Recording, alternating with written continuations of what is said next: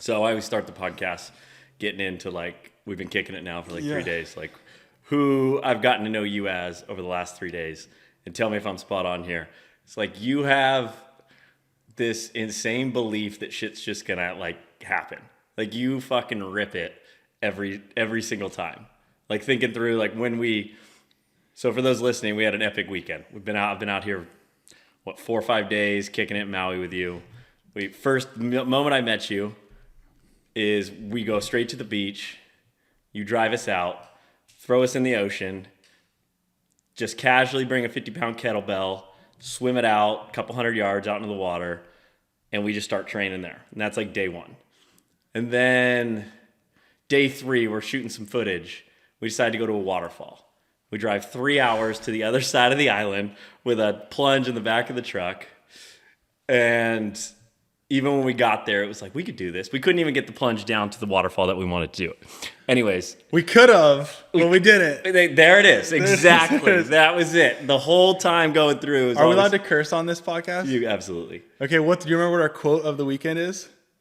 Fuck around and find out. Fuck around and find out. That's how I live my life, brother. That is, I've gotten to see that front and center. Did you come out of the womb that way? I did. My poor mother. It was like straight out. My dad told a story. We had our wedding. Stacy and I got married in August a few months back. And my dad at a speech he told the story of when I think I was like 3 or 4 years old. I moved all the cushions on the couch and I was couch surfing. And I was like, Mom, Dad, come look. And I'm sliding down on like a cooking sheet down the couch and just smash my head on the corner of the coffee table. Stitches everywhere. I'm all, Dad, is all my blood going to bleed out of my body? Am I going to be fine? And it was just those early days. And I totally remember that of just like doing savage shit. And I was just like, I was hooked, dude. Just like, yeah, I was like, this looks like it could be possible. You don't know until you try. Have you had them? Because the other thing, we're coming back. We find that other spot to take the shot on whatever beach that was. You had to go body surf. And we're looking at it like, bro, you can't even get in this water. It's all rocks. You go in, you get sloshed around a bit. You come out a little bloody. Like, it's just, have you ever had an incident where you like kind of question it, like hold back? Or are you just like into the fire? Oh, I question it every time. Yeah. What I tell Stacy is, because she's like definitely more conservative with doing like, she's like, okay, I'm going to question everything about this before I go do it. Mm-hmm. And I'm like, it looks like I just go and jump into stuff. But the quote I always tell her is calculated risk. So like everything I do is risky, but I'm super calculated. Like I'm very type A, OCD. She got me on the zodiac signs. Mm-hmm. And so I've been tapping in, like I'm a Capricorn. So everything for me is just got to be like, lead and make everything perfect. Right. And which is more of a detriment than it is like, a good thing. But everything that I do, it looks like I'm just thrusting my body into these scenarios. But dude, I've like planned it out from start to finish exactly how it's going to go. I visualize it and it's calculated risk. And I would say that I say no to more things than I say yes to. I know that's kind of hard to believe, but if I get injured or get hurt, now I can't do things for a certain amount of time. And that pisses me off more than anything. Have you had like gnarly injuries? I haven't. No, I've never broken a bone. Whoa. Yeah. Never had any crazy injuries, and I've done some crazy shit, and knock on wood, but I think that I just approach things from such like a calculated mindset of like, I see how they're going to pan out. And obviously you get surprised, and I've been injured and stuff, but for me, it's just like, I calculate that risk and I make a decision. I'm going or I'm not. And I'm happy with both. And like I said, I've said no to more things than I've said yes to, for sure. And that's why, for everyone listening, it's like you are, like obviously stand-up paddleboarding is your kind of, like that's probably what you are most known for. Yeah. But it's like researching you, it's like you're skydiving, you're deep sea diving, free diving, you're like hardcore training, you stand-up paddleboarding, big wave surfing, like riding motorcycles, all the above. Yeah, so you're putting yourself at risk, and you've never had an injury. No, man. I've been obviously very lucky, but I'm also like a firm believer in like creating your luck as well. And I know like people have heard that before, but I don't know. And I also try to surround myself with people with a similar outlook on things, because when I got into skydiving and these crazy action sports, you can kind of go one of two ways, and you meet a certain group of people and you can just tell these dudes are going to huck their bodies off of cliffs and just do crazy shit without even thinking twice. And here's the dudes who, okay, this guy's back in the corner, like, let the first 2 or 3 loads go. I'm going to watch. And you see those guys, and like, I put myself with them in that group. And those guys end up having more successful jumps or trips or big wave sessions or whatever it may be. And you see the other group, which, you know, you got to have those guys too, because they're kind of the guinea pigs. They just freaking send it and everything. And we watch them and say, I'm not doing that. I'm going to do it like this. So I think just studying scenarios is like super, super important for stuff like that. Because, I mean, looking back now, when we were at that beach, when you jumped in, you were out watching a little while. Notice how I didn't jump right in? No. It was probably 15 minutes. I was watching the currents. I was watching the waves, watching the timing, seeing what the tide was doing. So I'm sitting there the whole time while you guys are filling the plunge. I'm just studying the ocean. Also watching those 2 guys surfing. How are they shifting? Where are they going? How far in are they going? Does it look deep? Are they standing? Like, you know what I mean? So all these things are going through my head. And then I'm like, okay, cool. I timed it. I jumped in. I caught a couple waves, swam around, got a little beat up, but it was a good time. So I was laughing earlier, Slater Trout. Like, that's almost comical name. Like, it's like not even real. Dude, I would say the number one question I get when I meet someone is, what's your real name? Mm-hmm. And I just, like, for a long time, I was like, what are you talking about? It's Slater Trout. And as I've gotten older, I've realized it's like a more rare name. And like, my parents always joked, like, you're so lucky we gave you a cool name. You're going to love it someday. And looking back, I'm like, you know, that was pretty rad that they would name me Slater, especially like I was born in 94. And the reason they named me Slater was after Kelly Slater. So I think at that time, both my parents were like big watermen, waterwomen, surfers, lifeguards, swimmers. So they were both kind of really good ocean and water athletes. And they're fans of surfing. My dad grew up in Hermosa Beach, California in the 60s, and legendary surf family, that whole thing. So they were involved in that world. And I think Kelly Slater was like, 94. He must have been on like his early world title runs.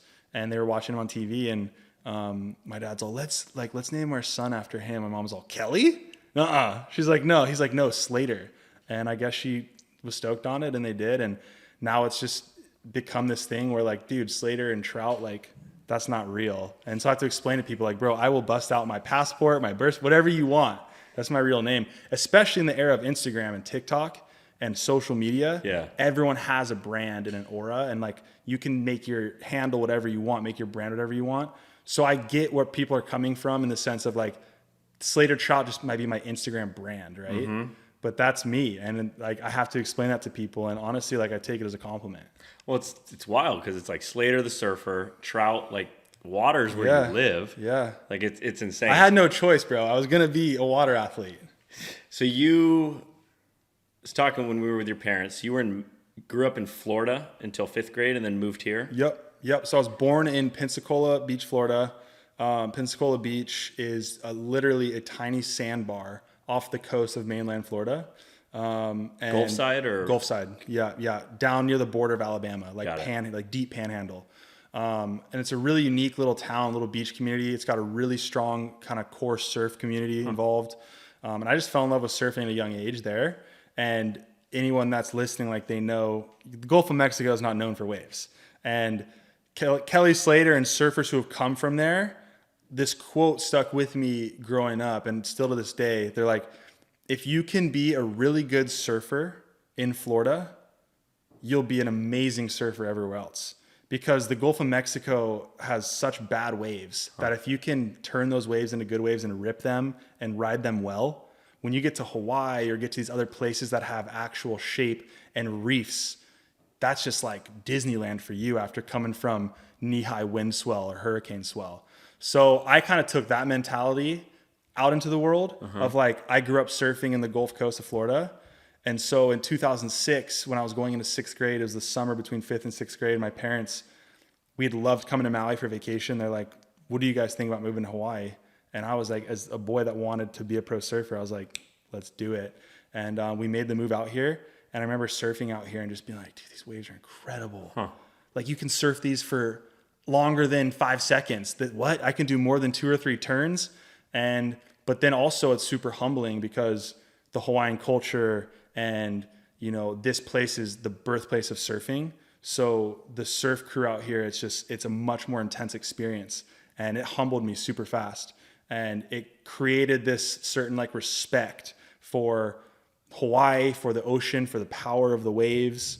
And I think that was really important for me too, was getting humbled at like being like 10, 11 coming Did from you have Florida. to like kind of fight for initiation type thing, or was it like kind of just the learning to understand the culture? Yeah, not necessarily. No, you know what? I was super fortunate to make some really good friends here that were born and raised here. And you know, what I learned is like, if you can show respect and take things slowly, they'll return it right back to you. The issue out here in Hawaii is people come here with an ego and I'm going to dominate. I'm going to get every wave. I'm going to come out and just crush for a week on my vacation. And that's not respect. And so that's why it's not going to be taken lightly, right? But if you come out and you're respectful, you sit back, you paddle out in the lineup to go surf, the first 20 minutes, 30 minutes, you should just sit off on the shoulder and watch it.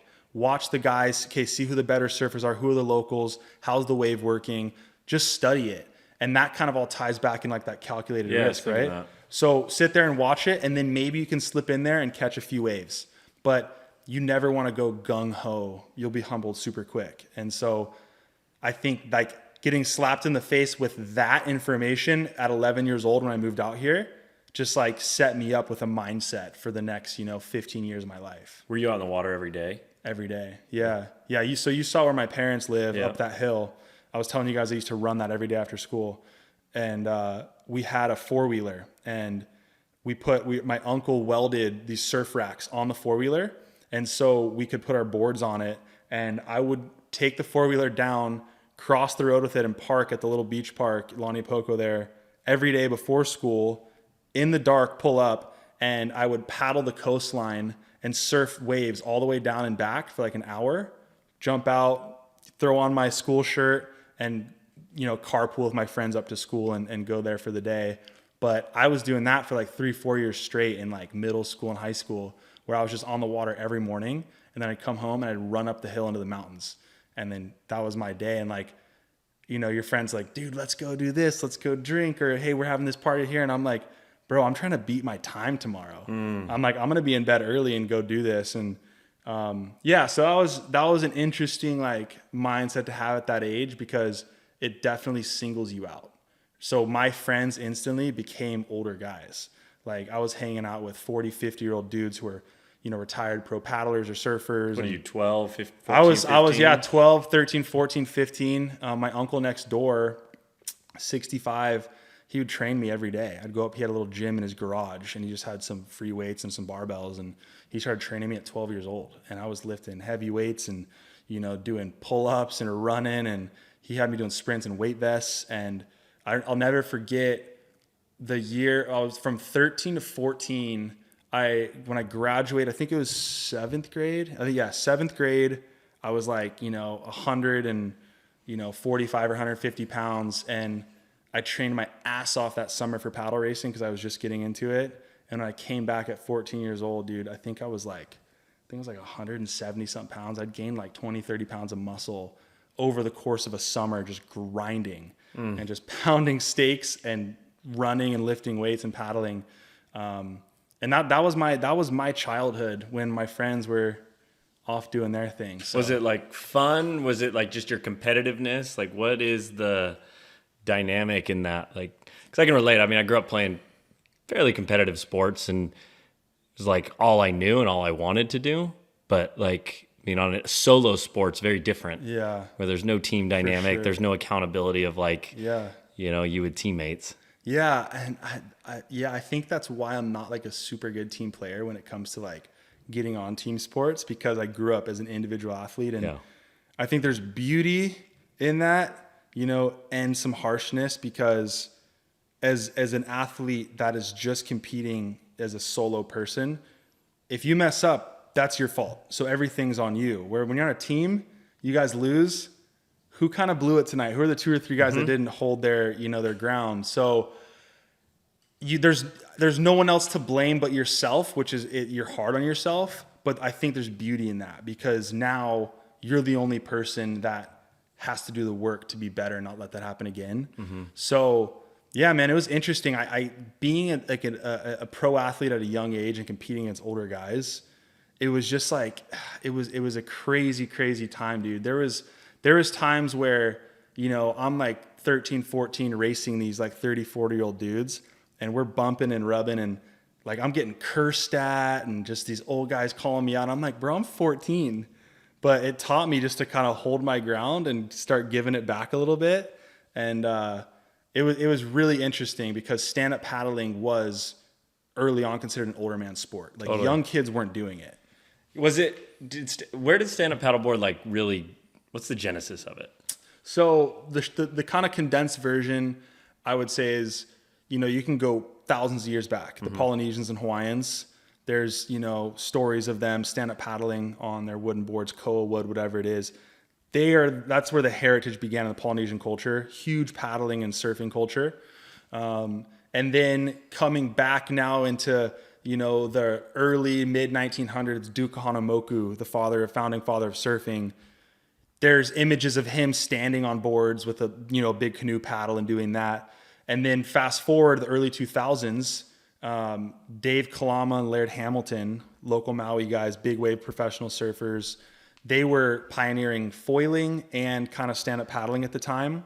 And we would go to Waikiki and surf in the early 2000s when I was just a little kid. And the photographers there found that instead of laying down on a board to go out and shoot the tourist, you get hired $50 for a set of photos, whatever. They would grab a canoe paddle and stand up and paddle out, and they'd be standing on the boards because it was a better angle for shooting the surfers and the tourists. So they started doing that, and then guys just started kind of picking it up and saying, hey, this is fun, making longer paddles, longer boards. And I would say 2005, 6, it started taking off. And then the race scene, 07, 08. And that was, dude, it was from that time for like the next 5 to 10 years, fastest growing water sport in the world. And did that launch, was that SoCal? Was that Hawaii? It was both, yeah. Both. So I would say Hawaii was kind of the heartbeat, and Southern California was kind of the lungs. They worked together, but Hawaii was really like the lifeline of stand-up paddling early, and California was the one kind of breathing and spitting out everything Hawaii was doing at the time. But after like the first 2 or 3 years, the market in California and the mass of people, that just started taking off. And Southern California soon became like the mecca of stand-up paddle racing, especially the competitive side of it. They had the biggest international race in the world. They had the world championships. They had the national championships. So Southern California was like up and running with stand-up paddling. So were you traveling back and forth? All the time, yeah. So you started, like, when did you go first? What was your first paddle?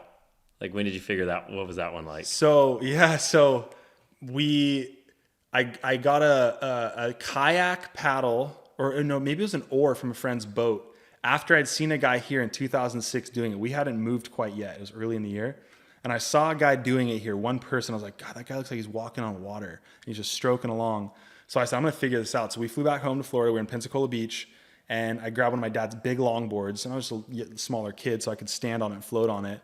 And I grabbed an oar from a buddy's boat, like a rescue oar. And I started paddling around in the surf and catching waves. And I was kind of like, this is stupid. I don't have the right gear, whatever. And then, fast forward a few months, we ended up moving to Maui. And I was like, you know what? I kind of want to see how this thing goes. But nothing was to my size. Everything was huge back. I mean, I'm a 11-year-old kid riding, a 12-foot giant board that's the size of, it's as stable as a concrete sidewalk. And so I'm like, I need something that works for me. So there was a shaper named Bill Foote on the North Shore of Maui who shaped surfboards. And we went to him and I said, hey, what do you think about making a stand-up paddle board that's specific for surfing, but to my size? He's like, I've never done that. So he did it. He made me this really rad little board. It was white with Rasta colored lightning bolts on it. I got to design it. And I took that thing out and I caught my first wave and I did a little turn. And I was like, holy shit, you can turn a stand-up paddleboard? These things are maneuverable? And I'm like, okay, this is fun. And then you go out the next day and you do a bigger turn. And then, a week later, I'm doing little helicopter spins, little tricks. And I'm like, dude, this is with the paddle, it's so different from surfing because you have something to brace yourself on. It's almost like a balancing stick. So it opens up a new door of power and kind of maneuvers. And I just kind of saw the vision of that along with some other guys. And I was like, these are the early days. I'm like, I could be the first person to do, a reverse start helicopter on a stand-up paddleboard because it's a brand new sport. So I had that mindset of You were already thinking that way. I was already thinking like, dude, this is something cool. This is a new era of paddle sports and surfing sports. Do you think your surfing background like catapulted you? It did 100% having that knowledge, but my surfing took a big hit as well because I had gone from 0 to 100 just stand up paddling. Like I was barely surfing anymore. I put my shortboards aside and I was so obsessed with stand-up paddling. I just dedicated my life to that for the next however many years. And in the last like 3 to 5 years, I've started tapping back into standard surfing again, which has been really beautiful because that's how I started. And that's like my true love, my initial love. And so it's been fun to kind of get back into traditional surfing. But like you've seen here, I've got a stand-up paddle race board again, which is my first board in 3 years since I retired in 2018. So I'm getting the itch for that again too. Getting back into it. So when I read you went like pro at like, was there even a pro? Were you making money at like a super young age? Yeah, I signed my first contract and was I had a little salary. It wasn't much, but I was getting paid by a brand at 13 years old. 13. What was the check? I think I was making like $18,000 a year. That's fucking at 13. That's awesome. Yeah, dude, are you kidding me? That's Who insane. was the brand? This was C4 Waterman. C4 Waterman. Yeah, so they were one of the original paddleboard companies. So did they just come to you and were like, "Hey, let's sign a deal"? I had done really well in a couple events, surfing and racing. And they were kind of exploding as a big, force to be reckoned with brand in the early days of stand-up paddling.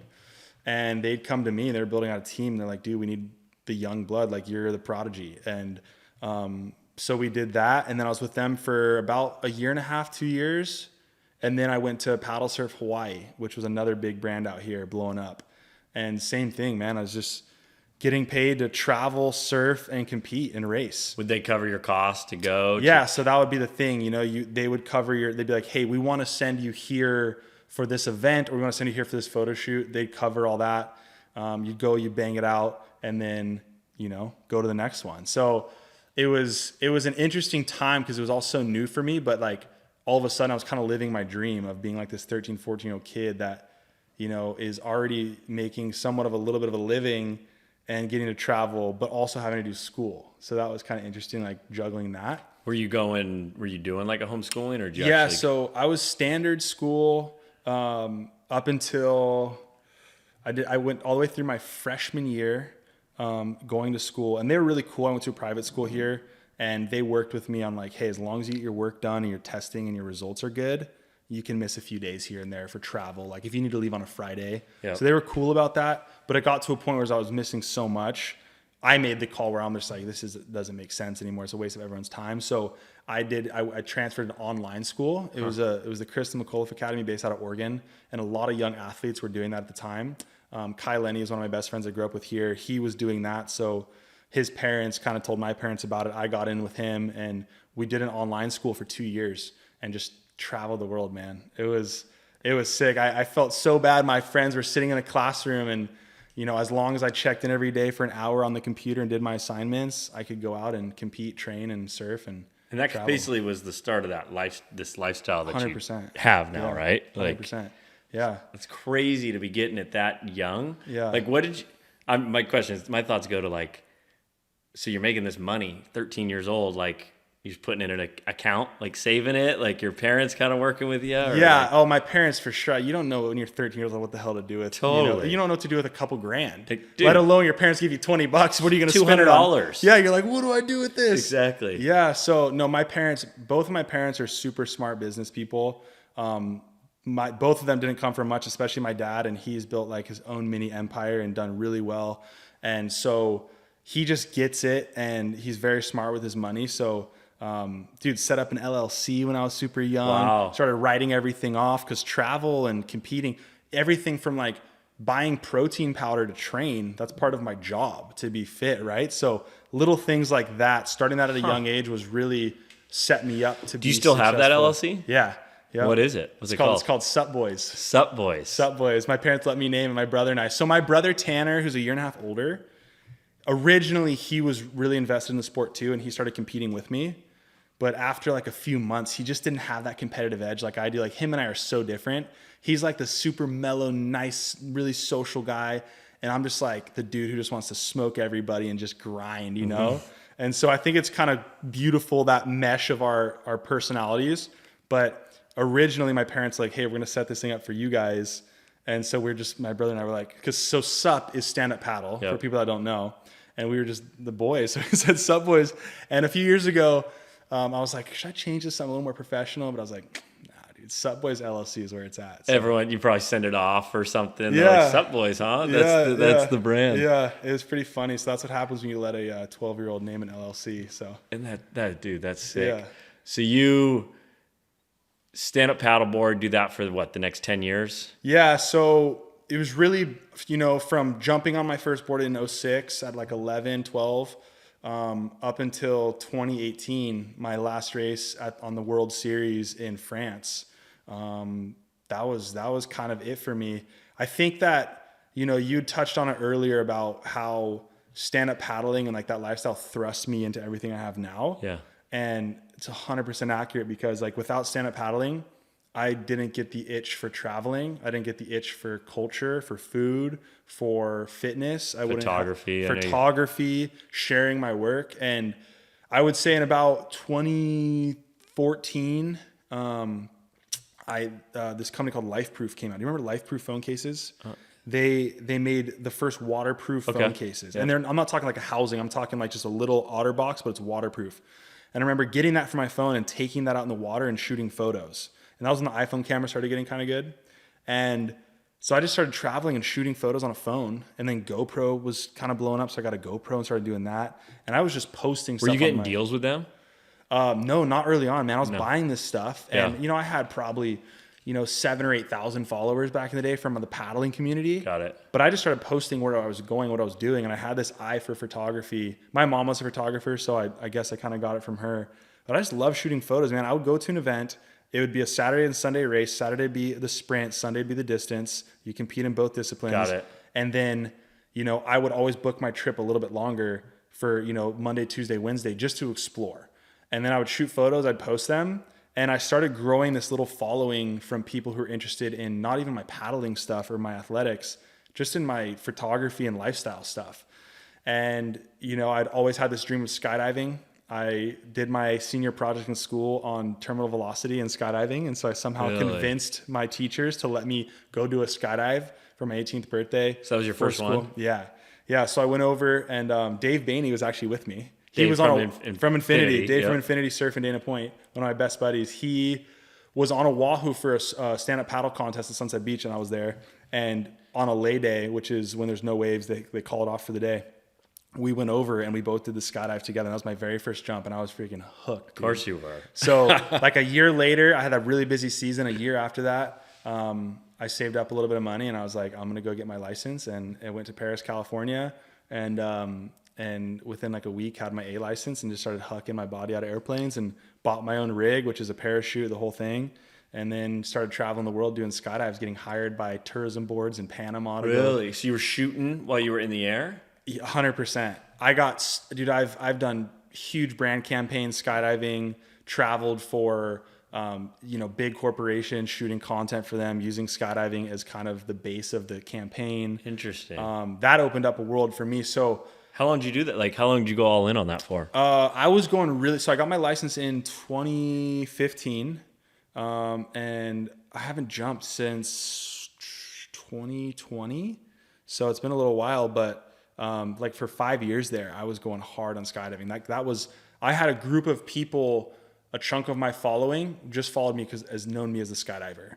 They didn't even know I even have touched a paddle or what that was. Yeah. So I think that stand-up paddling early on, everyone had this idea that it was growing so fast that it was kind of heading toward implosion.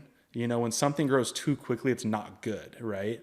And so this thing blew up so fast that Was there like politics going on? a lot Was of it politics. It's like anything, like, you know how it is growing a brand. It's like you want to grow at a certain speed, because you go too fast, shit gets crazy and you lose track of stuff, Yep. you know, but you also don't want to go too slow because you don't want to wait around for 10 or 20 years for your success. So it was really interesting how stand-up paddling blew up so quickly that it couldn't get organized. The growing pains of it. There was, you know, you would come out and say, I'm starting the national championships, but then this guy's doing the national championships, and the East Coast, they have national championships.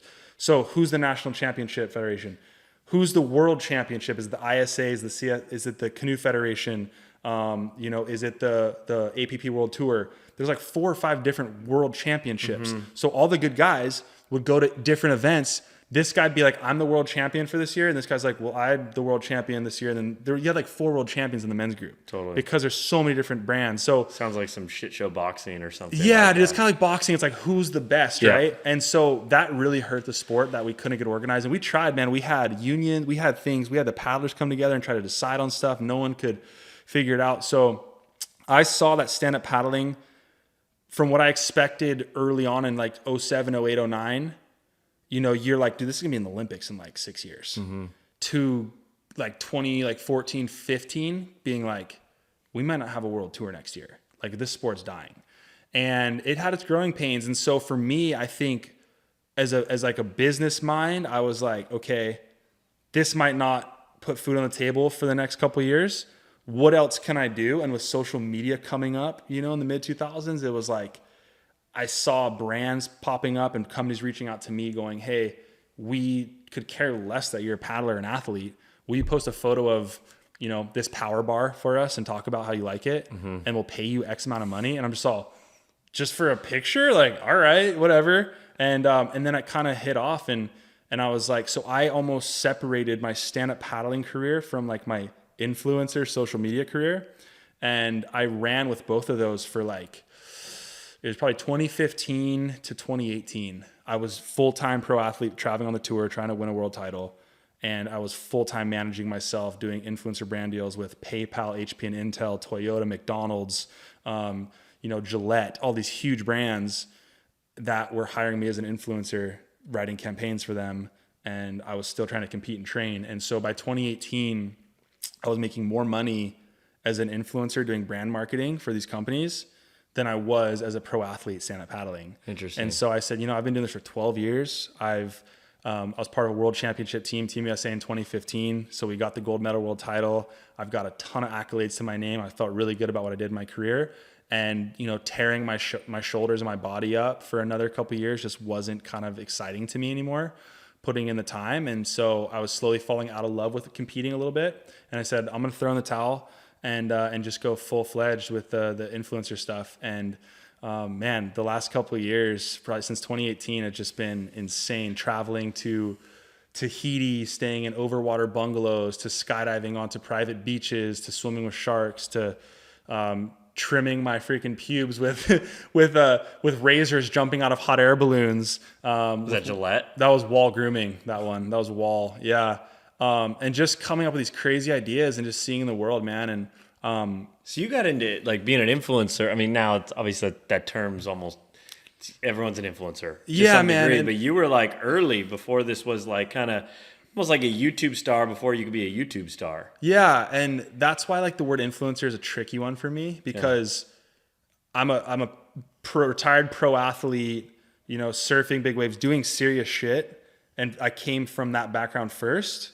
And like, I'm cool with it. Like if brands like, hey, you're an influencer, I'm like, you know, whatever. Yeah. This is my job. I'm getting paid. What's so the term you put for it? I prefer content creator Cool. or, you know, brand marketing, campaign marketing, like Yep. stuff like that is a little more professional, because influencer, like, bro, like the stuff I'm doing, you're not going to put me in a category with a girl shaking her butt on TikTok. Like, we're just not on the same, you know, she's doing her thing, good for her. But if she's an influencer, then I'm not, you know what I mean? So it's kind of a funny word, but I honestly don't care. Brands can use what they want, but I always try to remain true to myself of like, hey, like, you're a pro athlete, you're doing these things, like, don't forget where you came from type thing, you know? Yeah. So, and that's what I try to tell brands, you know, like the brands that I'm working with now, you know, Plunge, you guys, all these different companies, it's like they see the value deeper than the engagement or the following or what you're doing. It's like, you know, this dude's a savage. We want to be involved, you know? And I think that that's what's really cool. And I've gotten successful enough to where I can be like, I can say no to brands, which feels really good. And I can be like, okay, does this brand align with what I want to do and my passions? And that's why I like working with guys like you at Plunge. It's like, dude, this is something I'm doing every day. This is bettering me and my goals. Easy. Like, let's just freaking, let's go, you know, to the moon. So that's where it's like, it's so, because you're literally naming like you love to cold plunge, but we're into like what you do in the world. Yeah. You know, it's like the training you do, the fucking surfing you do. Like cold plunging is just the tool, it sounds like, that like allows you to amplify at your highest level. Things. Exactly. And that's what I'm trying to do. It's like, how can I do everything at my highest performance? And it's like without, you know, sweating, without freezing my balls off, without all these different tools, you're not going to reach that level. You can train super hard and eat the best food, but if you don't have like that 1% stuff, and like I look at plunging as like that 1%, it's that cherry on top. Like if you're missing that cold exposure, there's just no way you're going to reach your ultimate success, because once you do it, like you and I have done it and seen what it can do for us, you can't not do it anymore. The obsession starts, and then you're like, fuck. What's the biggest benefit you see from it? Oh my gosh, dude. Stacy and I talk about this all the time. My wife is like the cold plunge assassin, dude. She's scary. She just, you know, silent assassin in that thing at 6 a.m. in the dark, just breathing, nothing. And I'm just like, bro, you're crazy. I think for us, like, and for me specifically, what we talked about is the mental side. And I know we talked about this earlier in the week when you guys got here. My whole life of cold exposure, because I was doing ice baths in hotel rooms in Dubai and Chicago and California at these events, you know, go down the hallway, fill up buckets, put it in, do it. And my whole mindset was like, cool, I'm recovering my muscles to be able to go just as hard the next day for the next event.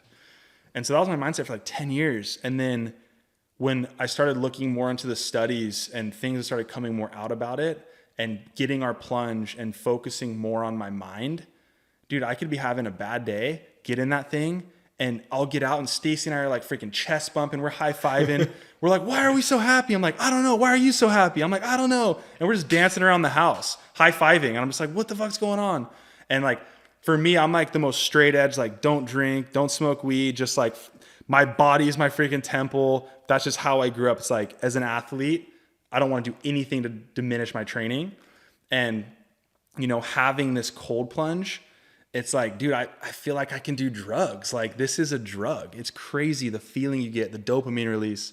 And then on top of that, man, your muscles are ready to go the next day. Yeah. So it's been crazy. The cognitive adjustments of cold exposure will just fucking blow your mind, dude. It's wild. That's like, because it is, like you said, it is got that drug dynamic because it's 2 to 3 minutes. Yeah. Like, you feel the shit, like, you feel a substantial shift in your mind, your consciousness, like your full emotional state, like so rapidly that it feels like you're taking a hit of something. Dude, and something that people don't talk about much, like in the cold exposure community right now, is the aftermath. Like we're always talking about, okay, we're in the plunge, we're showing it, we're doing it. Like, dude, so we need to start talking about the half hour after, the rewarming experience. That's like a left out part of the conversation. That's an incredible part of the journey of cold exposure, is the rewarming experience. And when I say rewarming experience, I'm not saying you're getting out of your plunge and getting right into a hot tub or a sauna or a hot shower. You're freaking standing there, letting your body shiver and rewarm itself naturally. And I think there's a lot of freaking juju in that experience that is beneficial, you know, just as much, if not more, than the actual 3 minutes in the tub. It's that rewarming that'll just freaking trip you out. That metabolic like intensity that's going on. Your body's like going into hyperdrive. Yeah. Like, how do we warm ourselves up? And I think that's where a lot of the good stuff's happening. Yeah, you can feel the crankworks going. You're okay, your body's on. Your body's like, okay, I'm out of this cold environment. Now how do I get back to optimal temperature? And I think when the wheels start turning in that direction, some amazing stuff happens. And some of my favorite personal experiences plunging are the rewarming experiences within the hour after you get out of the tub. So we're actually going to start. So my favorite thing to do outside of a cold plunge is jump on a trampoline. Oh, that's solid. Yeah. So we're going to start selling them. So we'll ship you one out where you just got them. We're like, it's Like just the mini ones? Mini trampoline. Don't they do like a workout? They have like a whole workout thing on those, like a bunch of women do. Yeah, like there are different like protocols crazy you can get into it. Yeah. I love it because like just conceptually, you're getting in the cold plunge. Your cold plunge, your body, all your blood vessels are restricting. Yeah. You know, that's the whole point. It's protecting your organs. So the blood is going straight to your Right. organs to protect yourself. Well, then you get out and you're going through this rewarming experience. You're in that like sensation. Everything's You start rushing jumping. back, yeah. You start shooting blood through your body. Like yeah. it's literally like you're just on fire. Like you just warm up in this very natural, like euphoric way, and it's just Plus the dopamine spike.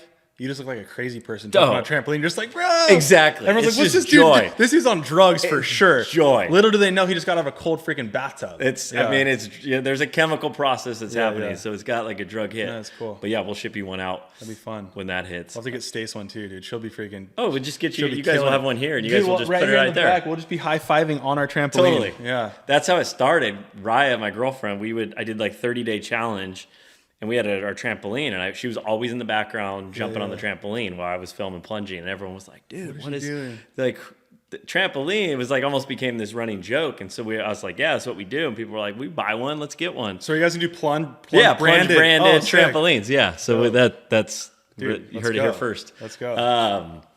So the question I've wanted to ask the other night. So big wave surfing. Yeah. Is that something you do now? So I started doing that. It kind of like slowly evolved when we moved to Hawaii. I'd found like my friend group, Kai Lenny, Connor Baxter, Zane Schweitzer, a bunch of these young bucks that were all competing in windsurfing and paddling and surfing. And those guys, started pushing limits in big waves. And I was just kind of like, I'm with this crew. I'm literally carpooling in the truck with them. I guess I'm surfing here. And so this natural progression just kind of started of this young crew of Maui rippers that started pushing the limits against each other in big waves. And we would hit the outer reefs in Maui at, 13, 14 years old. Where are those? Just all over the... Yeah, basically North Shore. So Got it. wintertime in Hawaii, the North Shores fire up with big northwest swells. And we're in the mecca out here for big waves. And so I just kind of fell in love with it, man. Just the rush, the fear, the anxiety, the fun, the consequence, all of it. And then also having all my best buddies doing it. Oh, he just went later or deeper, late drop. Okay, I'm gonna go a little deeper than him, a little bigger. What's that mean, deeper? Deeper. So you have the peak of the wave, Yeah. and it's gonna break either right or left. So you can choose to go left or right. And if you choose to go right, let's say, if you're kind of in front of it, you're just in front of the curl, like the white water, right, and the foam. If you're a little bit deeper, you're more exposed to getting kind of eaten up by that or the wave landing on you. Got it. So it's much more critical to be deeper on the Playing wave. on the edge. Exactly. And so in surf contests and kind of just if you just want to be the man, the deeper you go, if you can make it out of that, you're So a that's like being savage. barreled, like Exactly. you're just riding. Exactly. If you're playing it cautious, you're going to be right in front of the barrel, just in the safe zone. Yep. But if you go deep, you're going to be under the lip of that wave, inside that thing, in the teeth, just in the most vulnerable position. And so you're always kind of striving to push a little bit deeper, but sometimes you go too deep and it eats you up and you don't make it. So you don't want to do that because you obviously want to make the wave. You don't want to fall. So there's this fine line of like, where do you go? And sometimes with your buddies out there, you're pushing so deep down the peak that no one's making waves. And you're just... I mean, on those big waves, like if you get eaten, do you come out of that like majority of the time, or most people getting just swallowed up and that's game over? It's kind of hard to explain. It's like you kind of just gotta. I mean, I can take you out there. We'll get you your own experience. My question brother. is like, I see a big wave surfer and I'm like, if they fall, they're dead. Yeah. Like, is that the case? So what's funny about that is, as a big wave surfer and as a lifelong surfer, and I can speak for my buddies, when we see a skater or a BMX biker or a mountain biker fall on concrete and dirt, we're like, that dude's dead. Got it. They see us fall on a wave, get held down, like, that dude's dead. So it's funny how the sports look at each other like, I would way rather fall in water and just get pounded and be held down for a while than I would slam on the concrete from 10 feet up on a vert ramp or something. But they look at that vice versa, right? So, you know what? It's honestly just training. It's like everything. And I think if you can couple training with experience, you're in a good position. And then now with where we are in 2022, the technology has gotten incredible. It's kind of like the snow community, snowboarding and skiing. They have the inflation packs for avalanches. Yep. If you get caught in an avalanche, it'll float you on the surface rather than get buried. That's kind of the theory. We have a similar technology that's come in the last, probably 8 years, 9 years. Shane Dorian, big wave surfer, was one of the guys who kind of helped with Billabong, found this inflation suit. So when you fall, you can pull a cord, an air cartridge blows it up, and it brings you to the surface quicker. And since those have come out and gotten better, deaths in the big wave community have gone way down. And so that's been incredible to see. You wear those when you go out? Yeah. So we have, Patagonia makes one. You have to do a special course. You have to kind of be approved by your peers in the big wave community to even get one. You can't just go buy them. They're a very high tech piece of equipment that you have to be trained for. So they're not available to the general market. But if you're in this crew of big wave surfers and, your name is, proven and you've done the specific training courses to achieve, the paperwork and the documentation for one of these vests, medical training, big wave training, rescue training, you can get these. And now that we have our hands on this technology, I just think that it's bringing people home at the end of the day more, because you fall on a big wave, there's a lot of things going through your head and a lot of dangers. One of the big ones is hitting the bottom, shallower breaks, slamming your head or getting hurt. And another big one, the general public would look at is like, getting held down. Sometimes you're underwater for a long ass time. And how long is what's a long hold? So the way I always kind of explain it is 1 second underwater equals 10 seconds of breath holding on land. Okay. So you multiply that. So if you fall down and you take a 2 second hold down, which is just a 1, 2, that feels like 20 seconds underwater. Yeah. And it's kind of like the dog ears thing, right? But at waves like Jaws or Piahi, there's some times where you're down for so long and getting pushed so deep that you do not come up and resurface for a breath even before the next wave hits you. That's called a 2-wave hold down. Horrible situation. It's gotten as bad as guys have gotten 3-wave hold downs, where you fall on your wave and you're still getting beat up underwater, have not resurfaced yet, and the next one has caught up and rolled over you. Now it's a whole new wipeout. That one holds you down, then the third one rolls over you. That's probably the worst case scenario in big wave surfing, is multiple wave hold downs, because at that point you just, you black out, your body runs out of oxygen. So, eardrums exploding because you get shot 40 feet deep in half a second, no equalization time, hitting the bottom. Wow. Your board hitting you, a lot of board injuries, fins cutting you, boards, bashing you, hitting in the head, leashes, getting, tangulations with leashes getting caught on the bottom and holding you down. So you got to rip your leash off to get up. What's your gnarliest? Oh man, I've had some crazy ones. I would say for me, there was a day at an outer reef on Maui, this big wave off the North Shore. I'd surfed it for years and paddled it for years. And I went out on one of those days where you're kind of like, should I be out here? Super stormy. I wouldn't say it was massive. It was scary big, but it wasn't like crazy big, but big enough to. How big you thinking? It was probably 20 to 25 foot faces. Wow. So well overhead and just really stormy, rough conditions. I paddled out with my buddy, and first wave I fall, and I got dragged so far. I didn't go very deep, but it probably pushed me 200-300 yards in before I came up. And I came up and was like, okay, I'm good. I feel good. And it pushed me so far in, I wasn't really at a risk of more waves hitting me because it pushed me to the channel. But I come up and my board and paddle are both broken in half from the power of the wave. So now I'm just kind of floating in the water with no flotation. I've got a tail piece of my board left this big. Don't know where the rest of my stuff is. And it's about a 45-minute swim to the beach across a really rough and notoriously sharky channel. So I just gotten pounded. I'm dizzy. I'm spitting up water, trying to figure out where I am. My gear's all busted. And now I got to swim against the current 45 minutes to get back to the beach. No one else out there to help you. There's no jet skis. Lifeguards aren't messing with stuff that far out. They're focused on people on the beach. So, at that point, you just got to man up. Like Adam would say, mental giant. And you just got to get in. And I was probably, I think I was 17 or 18. And I was like, that was a good ass kicking. humbling day. Wow. And I think we went back out the next day. So I was just ready to grind again. But it was a good spanking for sure. What's the biggest wave you've been on? Biggest wave, I would say, was probably Piahi, which is Jaws here on the North Shore, famous big wave. I would say it's probably about 40 foot face. So yeah, getting up there, and the goal is just to go bigger. Are you getting on that? Are you getting pulled in on a jet ski? Yeah, so my biggest wave ever was a tow in with a jet ski.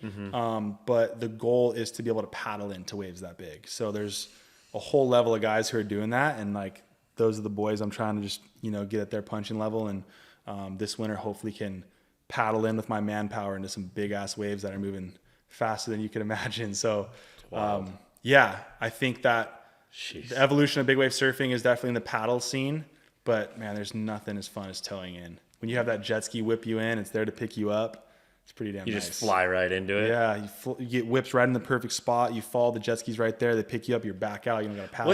What's the closest feeling to what that feels like when you're on the face of a 35 foot? Is it a roller coaster? Is it smoother than that? It's extremely violently rough. Oh, interesting. It does not look, if you go watch my videos on Instagram of me surfing these big waves, the cameras don't do it justice. It looks like this smooth, beautiful carving experience. It looks like a dance with nature. You're doing everything you can to stay on that board because you're doing stair steps down 4 foot size chop.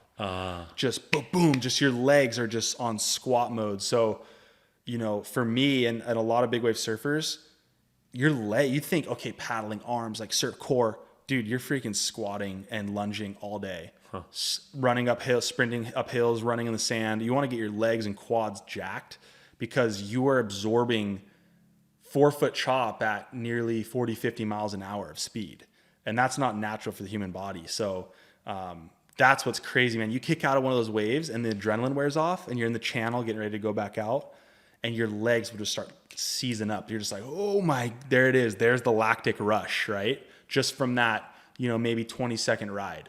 So it's super violent on the wave, especially on Maui because we have a lot of wind here. It's known as the Windy Isle. So 90% of the time at Piahi, you're going to be surfing wind. Very rare to get it really calm and glassy.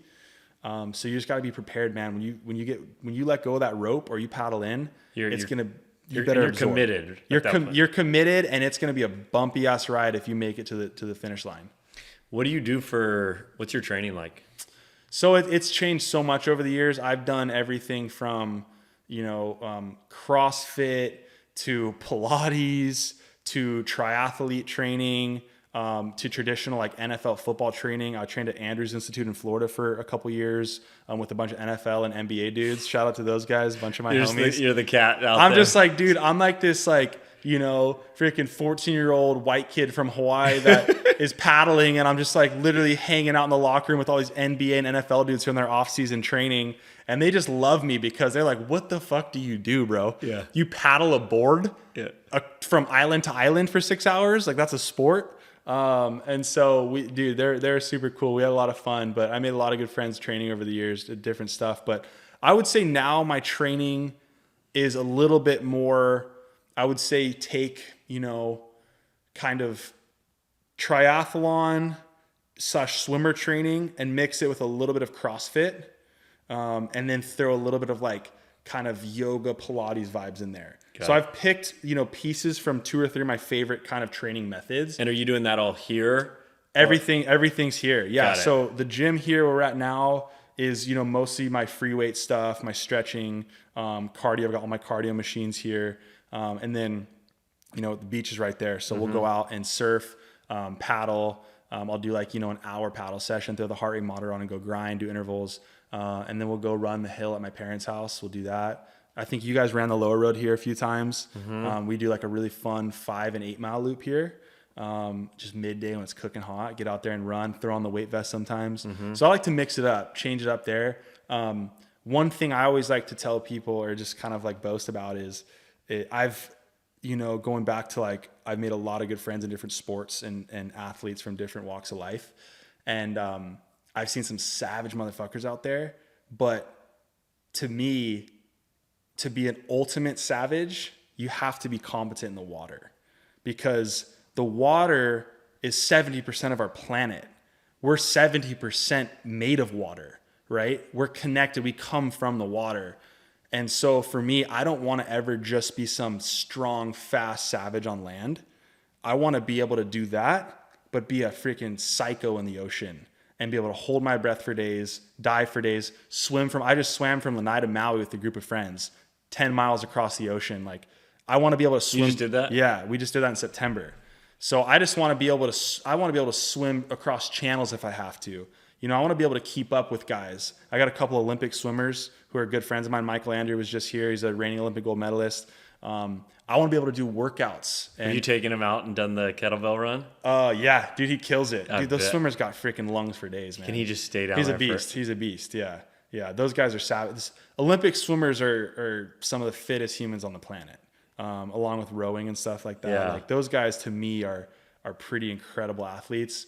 And then the opposite spectrum of that, like MMA, you know, UFC, athletes like that are doing multiple disciplines and fighting for, you know, 5 rounds, 8 rounds, 10, 12, all these, I mean, going, it's like, that's an incredible amount of cardio and strength and flexibility. With stake. With like, with danger, which is what I love. Like, exactly. if it doesn't have a little bit of danger, why are we doing it? So it's like, you know, you guys came here and we could have just come to my gym and thrown some kettlebells around with the boys like we always do some pull-ups, lift some weights. But I was like, there's no danger involved in that. Totally. Let's go a freaking run at 20 feet deep on the ocean bottom while you're redlining and thinking you're going to die, you know? I mean, for everyone listening, we went out, kettlebell, bottom of the ocean. Check out Ryan's Instagram. He posted a video of it. It was, I mean, the first few, the ones that are posted are not some of the first few. Yeah. Because I was like, it was hard to even get down to that.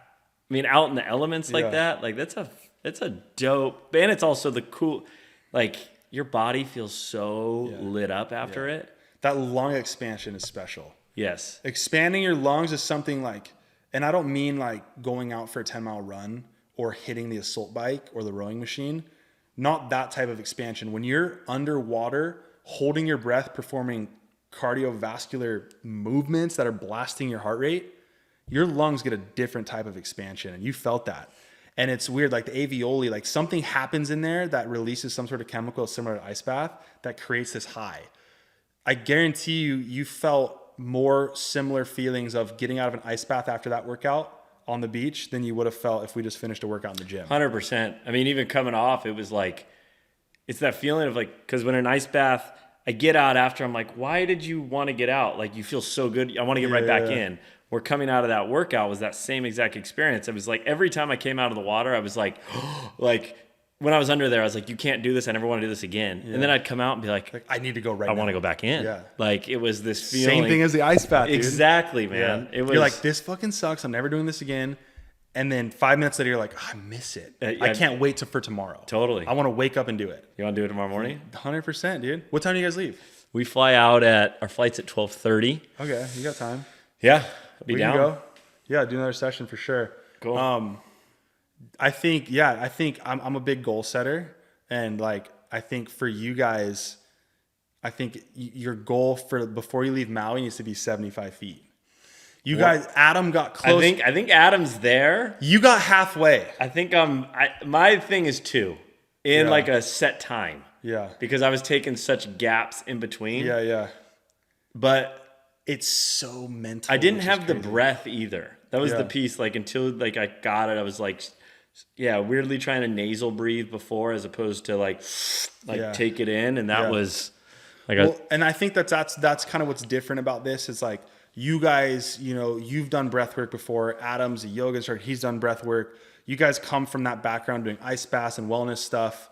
But out here, we're not trying to create some sort of Shavasana yoga class, some sort of chill experience. We're like, how the fuck can I get my lungs at full capacity like that? So it's a lot of, you got to do that 3 or 4 times. And it's like, hold it. And then now you have the gasoline to get you to the end versus like, I think the issue that you guys had starting was a lot of like, which is great when you're meditating. But it wasn't meeting the moment. It wasn't meeting what was needed. We're out there. What are we trying to recreate? A big wave scenario. Here comes a wave. Okay, got to relax. It's going to take me. Boom, you come up. You get 3 or 4 breaths, sometimes 1 breath, sometimes no breaths. You got to go again. So that's what we're doing when we're out there. You run that 75-foot length, you come up, it's all dive back down and go. You know, how long can you hold your, like when you're in your best free dive space, how long can you hold? Like a static hold, no movement? Yeah. Oh my or gosh. like, let's go movement and no movement. So like a static hold, just like sitting in a pool with like a dumbbell on your lap or something, or just face under. I've gotten into like the low 5s. Wow. So like 515 to 520. But that's not super impressive for a static hold compared to like, I'm stoked on it, but compared to like the freedive community and even some big wave surfers, I mean, people are in the 7 to 9s. It's incredible.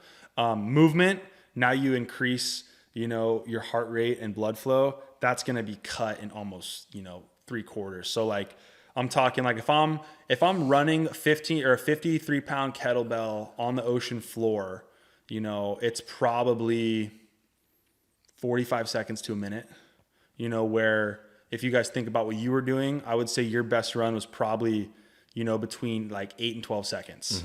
But like I told you before, every second, that felt like a minute for you. Totally. You're like looking back, like that was 10 seconds. That seems like nothing, but that's like a minute for you where you're like stressing, you know? Yeah. Anything underwater, dude, is exponentially just more psychotic and dangerous and scary and brutal. I always think about that. It's like we aren't, like you said, we're from there. We are water, but we're also like, we're not meant to be under there in the sense of like, we have feet that walk, we have lungs that breathe oxygen. Like our living conditions are not that. Yeah. It is like it's a kryptonite to us. Yeah. But it's like, how do you go train and prep for that? Like you said, that is some savage work. I think that it's in our DNA, and I think that with modern society, we've strayed away from being competent in the ocean. And I think, you know, you look at turtles. Turtles have a lung capacity. They come up for a breath and they can hold it for an hour. They've adapted. They're not breathing underwater. Whales are mammals like us. You know, they have flippers and fins and doors. They're doing the whole thing, but they have to breathe every so often. So it's similar to us. They've just trained themselves because that's their environment. Who knows that, you know, in 100,000 years, humans grinding every day living in the ocean can't, you know, hold their breath for an hour or two, or can't do that. So I think that we have this ability in us. I just think that we've put it to sleep for so long, because some humans do some incredible things in the water, and they're just breaking the surface of what humans can do in the ocean. That's why I'm stoked for the new Avatar movie coming out in December, bro. Avatar is one of my favorite movies. The new one is Way of Water, which is all underwater. And I know one of my buddies in Tahiti worked on that film, and all those actors, dude, they got, who is the lady, the redhead lady who plays the doctor on that? Famous actress. Gosh, I'm blanking on her name right now. People listening are going to kill me. Anyways, supposedly she's a savage, and she got up to like a 7-minute breath hold with free dive training. Wow. And she was doing all her own stunts underwater, riding around these underwater marine sub things. And that's crazy with cameras on you. Like, like, hey, you got to hit this now. Like, yeah, they had some good training with some free divers and servers, and some amazing water people came in, and they got the crew trained up for months and years, I think. And they did most of their stunts, and a lot of that stuff was filmed underwater in pools and the ocean. And so I'm excited to kind of see that, because like, you know, that could be humans in however long, right? Living under the water and doing that stuff. I don't know. I just have dreams about that. I just like am so connected to the water and just love it so much. Like you probably had dreams about going back out and running kettlebells. Totally, man. You can see where it starts, right? I was out in the ocean today, like doing the breathing and like going under and holding, but trying to understand, like, okay, this with a weight, like how would you go run? Find a rock, man. Dude, go find a rock. I was doing it today. Yeah. Or is there anywhere where you live that you could go do something like that? Probably have to find a pool, right? Yeah, it'd have to be a pool. I mean, the rivers aren't really going to be the thing. There's probably some spots in the lake we could go. Yeah. There's some. You definitely want some clarity.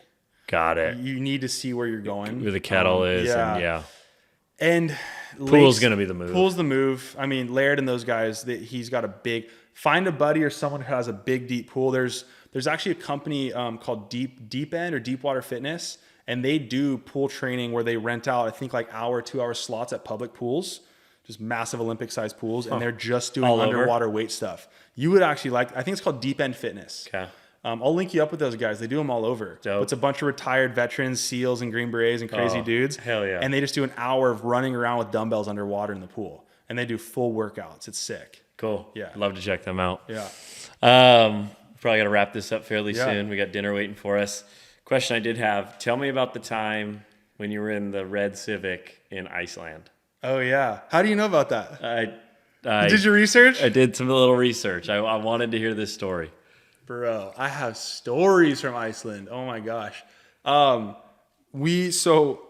buddy, Connor Davidge, he was born and raised in LA, Manhattan Beach, surf kid. When I moved to California from Hawaii after high school, he became one of my best friends. He was just my best man at my wedding in August, a few months back.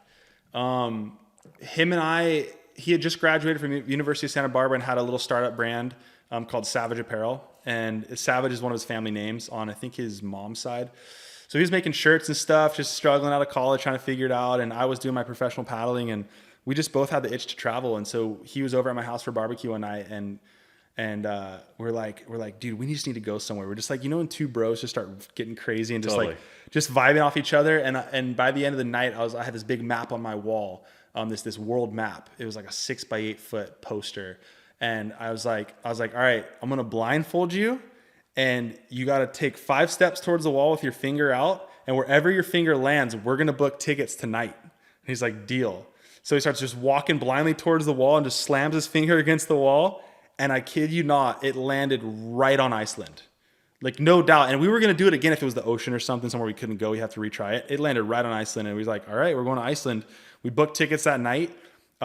He somehow booked his ticket to not fly on the same flight as me from Norway. So I got to Iceland by myself, and I'm like, he's like, just rent a car. And it's like 8 p.m. and the rental place is locking up. It's a blizzard. This is March 2015.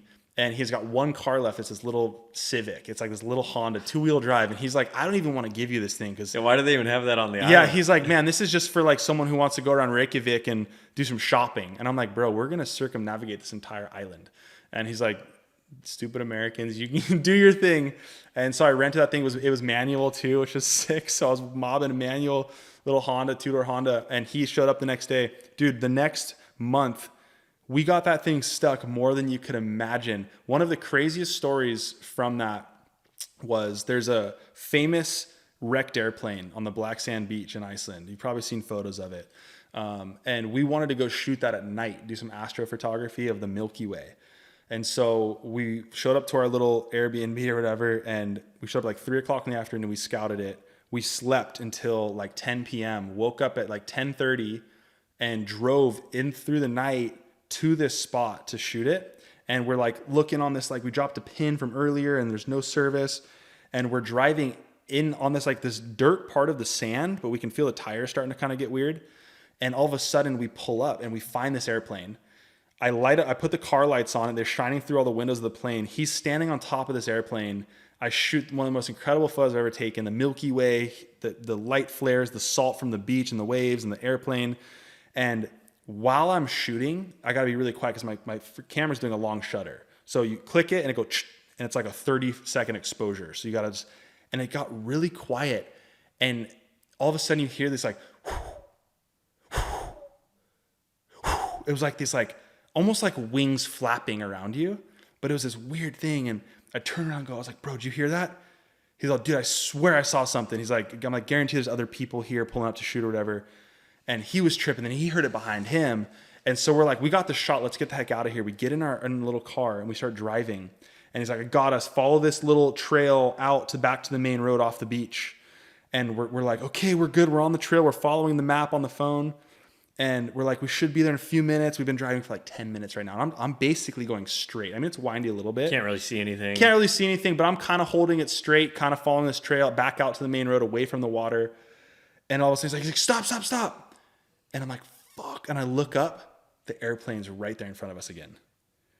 And I'm like, bro, goosebumps, dude. Like, we were not going in circles. We weren't turning. I wasn't going left for 10 minutes. Like, we had done a full U-turn and landed up right where we were on the same side of the airplane after 10 minutes of driving. How does that even happen? Like we were so baffled. Luckily, we found a marker that we were looking for. It was like a little cone thing. And that got us right on the right path and we got out of there. But man, we got back to our little freaking hostel that night and we were just like basically hugging it out. Like, bro, that was so trippy. We could have gotten stuck and it was dropping temperatures and we're in this little Honda. So yeah, man. That's wild. The Honda Civic in Iceland, man. Don't recommend that. That is. Get a freaking Land Cruiser or something. And that's dope. You should get a Honda Civic. Dude, go fucking have an adventure. Have an adventure. Just don't die freezing in the middle of the night. That's what we were worried about, was getting stuck in it and having to sleep with no like blankets or warmth. We're like, fuck, bro, we might freeze in this thing if we had to sleep out here. So wild. Yeah, good times. But we're here to have this conversation. So love it. Last question. I have two questions. First, what's something that's challenging you right now? Oh my gosh, I have so many challenges right now. Which one's the most challenging? I would say for me, balancing, kind of balancing time for what's most important for me. So, Stacy and I bought this beautiful home in April of 21. And since we bought it, I've just been like, I just want to remodel it and get it perfect and make it exactly where I want it to be.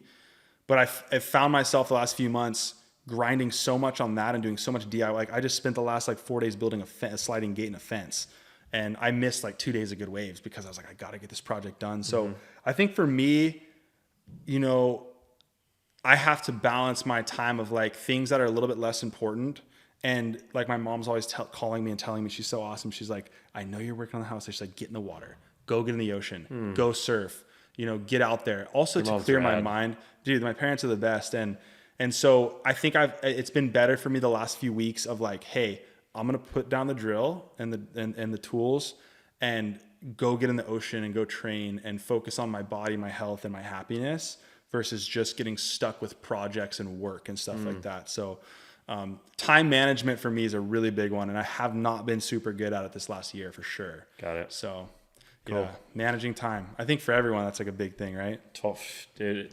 It's and it's levels to it for me. I mean, it's get better at it and then new bigger things come and I have to up level at it and it's totally... And then you get worse too. You have times where you have a bad month. You're I kind of fucked off this month and you feel that and you got to get back on it, And so I felt that when I'm in a really good rhythm and then I'm okay, I've the couple weeks of my time management with the shit again. How do I get back in that routine, Get that. Yeah, man, that's just how it is. I'm not perfect. And I've, been training and a fit athlete for most of my life, but I have those times where I just want to freaking sit around and eat junk food and hang out. I'm human too. So it's a constant battle to stay in a routine and stay at my best for sure. Yep.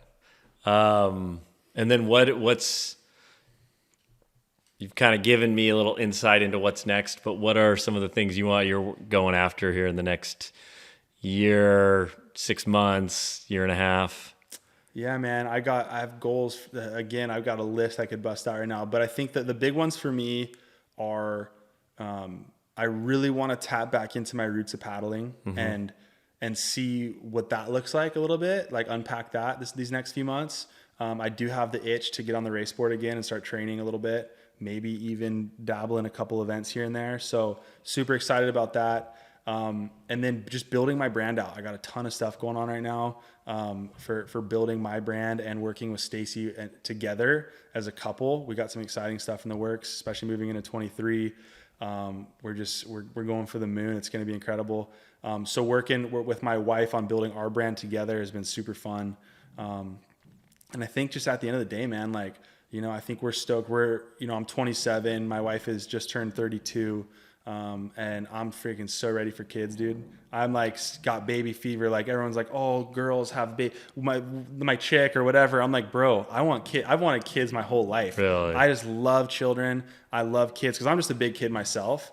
And I just relate with kids so much. And all of our friends are having kids and I'm just I'm freaking ready. But we're trying to be smart about it because we're so busy with life right now. But I think in the near future, for sure, cool. The Trout family will grow. And I've been waiting for that my whole life. So I'm super, super passionate about that and can't wait to do that. And yeah, man, a lot of good stuff in the works. So dope, man. And a lot of fucking cold plunges. Yeah. A lot of cold plunges. Brother, And Wish maybe some sweating too. Well, we're sweating our We're ass sweating off right now. I might not need a sauna, bro. I could just sit in here. Dude, I was like, so anyone listening, we're like his downstairs. It's like 90 degrees, 80% hot. humidity, Yep. sweating my balls off, and the cold plunge. Sounds incredible. It sounds incredible. I'm gonna have to go do it. All right. Sweet, brother. Well, this was great. Thanks for having us out here. And Cheers. people find you at Slater Trout. Yep, at Slater Trout on social, and yeah, we'll see you guys there, man. Cool. Great times, brother. Thanks, Ryan. Sweet.